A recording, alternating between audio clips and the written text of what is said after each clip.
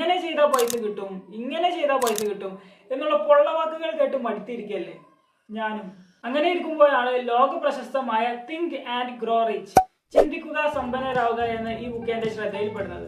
ആദ്യം ഞാനും ഇതുപോലെ ചിന്തിച്ചാൽ പൈസ കിട്ടുമെന്നുള്ള സംശയത്തിൽ ഇതിനെ കളിയാക്കിയെങ്കിലും വായിച്ചപ്പോൾ മനസ്സിലായി എഴുത്തുകാരൻ 25 വർഷം കഷ്ടപ്പെട്ട് 500ഓളം സക്സസ്ഫുൾ ആയിട്ടുള്ള ആളുകളെ പഠിച്ച് എഴുതിയതാണെന്ന്. ഈ സക്സസ്ഫുൾ ആയിട്ടുള്ള ആളുകൾക്ക് കോമൺ ആയിട്ട് ചില കാര്യങ്ങളുണ്ട്. ആ 10 കാര്യങ്ങൾ കണ്ടുപിടിച്ച് ഈ 250ഓളം പേജ് വരുന്ന ബുക്കിലേക്ക് മാറ്റി എഴുതിയതാണ്. അവർ ഫോളോ ചെയ്യുന്നത് വലിയ സംഭവങ്ങളൊന്നുമല്ല, എല്ലാവർക്കും ജീവിതത്തിൽ അപ്ലൈ ചെയ്യാൻ പറ്റിയ സിമ്പിൾ കാര്യങ്ങളാണ്.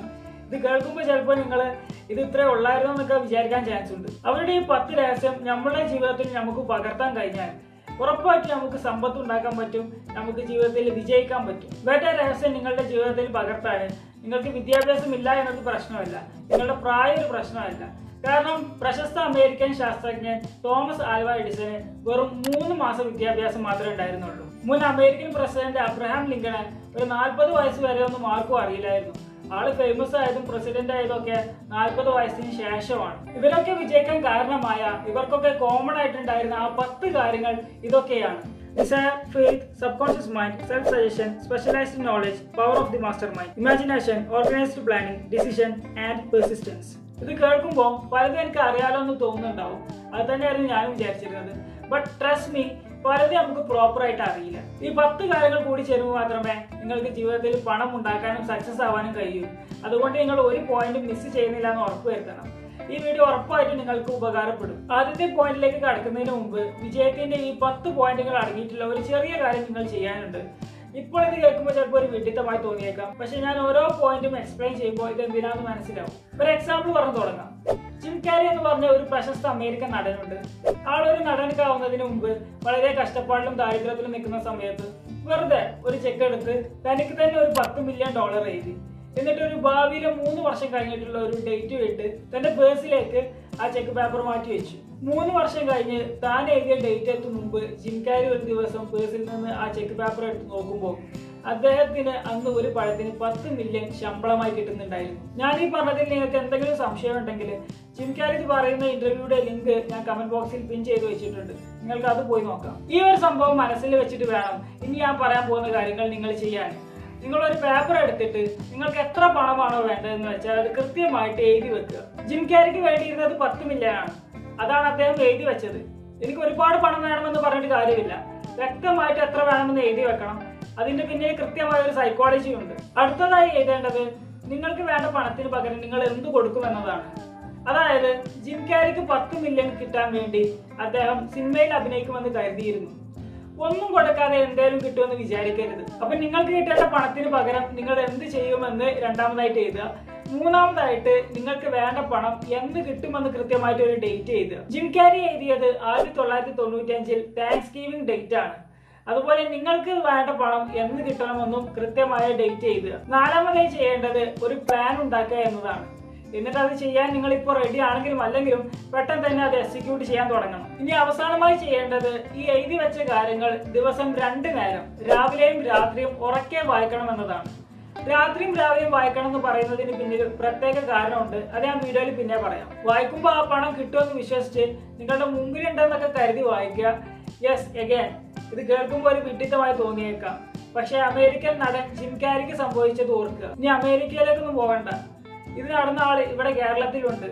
നമുക്ക് എല്ലാവർക്കും അറിയാവുന്ന നടൻ, മലയാളികളുടെ സ്നേഹപൂർവ്വം രാജുവേട്ടൻ എന്ന് വിളിക്കുന്ന പൃഥ്വിരാജ്. അദ്ദേഹം ഒരു 15 വർഷം മുമ്പ് താൻ ഒരു 40 വയസ്സാകുമ്പോൾ മിനിമം 3 ഭാഷകളിലെങ്കിലും അഭിനയിച്ചിട്ടുണ്ടാവുമെന്നും തന്റെ പ്രൊഡക്ഷൻ ഹൗസ് മലയാളത്തിലും മറ്റു ഭാഷകളിലും സിനിമ ചെയ്യുന്നുണ്ടാവുമെന്നൊക്കെ പ്രവചിച്ചിരുന്നു. അത് കൃത്യമായി അദ്ദേഹം വിചാരിച്ച പോലെ തന്നെ നടക്കുകയും ചെയ്തു.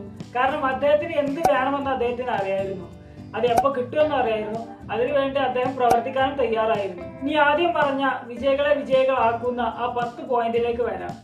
ആദ്യത്തേത് ഡിസയർ അല്ലെങ്കിൽ ആഗ്രഹം. വിജയികളൊക്കെ തുടങ്ങുന്നത് ഒരു ആഗ്രഹത്തിൽ നിന്നാണ്. വെറും ആഗ്രഹമല്ല, സക്സസ് വേണം, പണം ഉണ്ടാക്കണം എന്നൊക്കെയുള്ള ബേണിംഗ് ഡിസയർ അഥവാ ഉറച്ച ആഗ്രഹം. ഈ ലോകത്ത് എന്തെങ്കിലും നേടിയിട്ടുള്ളവര് ആദ്യം കുറച്ച് ആഗ്രഹിക്കും, പിന്നെ കുറച്ച് പ്രതീക്ഷിക്കും, പിന്നെ കുറച്ച് പ്ലാൻ ചെയ്യും, എന്നിട്ടാണ് അവരത് നേടിയെടുക്കുന്നത്. അതെ, വിജയിച്ചവരെല്ലാം ഈ ഒരു ഫോർമുലയിലൂടെയാണ് പോയിക്കൊണ്ടിരിക്കുന്നത്. നമ്മുടെ ആഗ്രഹം ചിലർക്കൊന്നും പിടിച്ചെന്ന് വരില്ല, ചിലർക്കൊന്നും മനസ്സിലായെന്ന് വരില്ല. അതുകൊണ്ട് പൊട്ടനെന്നോ ഭ്രാന്തനെന്നോ ഒക്കെ വിളിക്കാൻ സാധ്യതയുണ്ട്.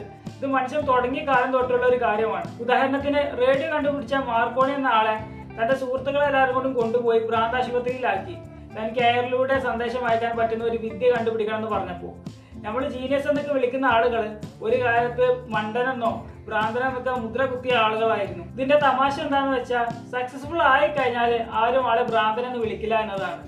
മാത്രമല്ല ഈ തള്ളി പറഞ്ഞവരും പുച്ഛിച്ചവരൊക്കെ കൈയടിക്കാനും അഭിനന്ദിക്കാനും ഒക്കെ മുന്നിൽ ഉണ്ടാവുകയും ചെയ്യും.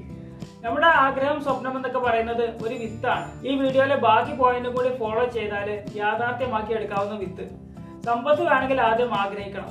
ആഗ്രഹിക്കാതെ ആരും ഒന്നും നേടിയിട്ടില്ല. വിജയിക്കാൻ രണ്ടാമതായി വേണ്ടത് ഫെയ്ത്ത് അഥവാ വിശ്വാസമാണ്. തന്റെ ആഗ്രഹം നടക്കുമെന്ന് വിശ്വാസമില്ലെങ്കിൽ ആഗ്രഹം ആഗ്രഹമായി തന്നെ കിടക്കും. ലോക കോടീശ്വരൻ എന്നറിയപ്പെടുന്ന ഇലോൺ മസ്കിന് 3 തവണ തുടർച്ചയായി പരാജയം വന്നപ്പോഴും അദ്ദേഹം വിട്ടുകൊടുത്തില്ല. കാരണം അദ്ദേഹത്തിന് വിശ്വാസം ഉണ്ടായിരുന്നു തന്റെ ആഗ്രഹം നടക്കുമെന്ന്. തോൽവിക്കറിയാൻ നമുക്കറിയാവുന്ന ഏക പ്രതിവിധി മരുന്ന് വിശ്വാസമാണ്. പോസിറ്റീവ് ഇമോഷൻസ് ഉള്ള മനസ്സിലെ വിശ്വാസം ഉണ്ടാകും.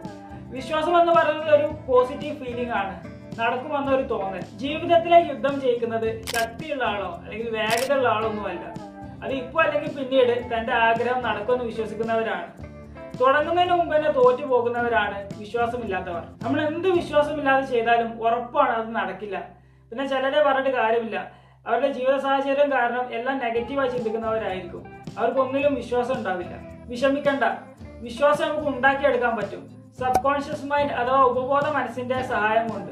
ഇതിനെക്കുറിച്ച് ഞാൻ ഡീറ്റെയിൽഡ് ആയിട്ട് വേറെ വീഡിയോ തന്നെ ചെയ്തതാണ്, നിങ്ങളുടെ എല്ലാ പ്രശ്നത്തിനും പരിഹാരം ഉണ്ടെന്ന് പറഞ്ഞിട്ട്.